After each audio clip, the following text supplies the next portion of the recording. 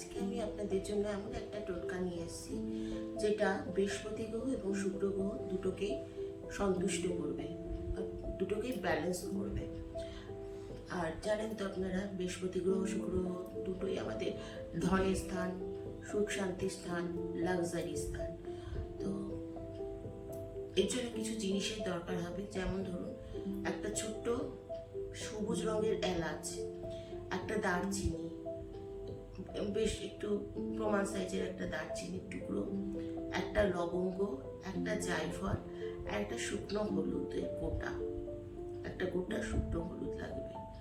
এই কটা জিনিসকে আপনি একটা ছোট যে প্লাস্টিকের পাউচ ব্যাগগুলো হয় না, জিপ জ্যাপ লাগানো থাকে, ওই প্যাকেটের মধ্যে নিয়ে নিজে বালিশের তলায় রেখে রোজ ওটা বালিশের তলায় থাকবে, রোজ ওই বালিশের মধ্যে আপনি ঘুমান, বালিশের তলায় রেখে ওই বালিশে আপনি ঘুমাবেন।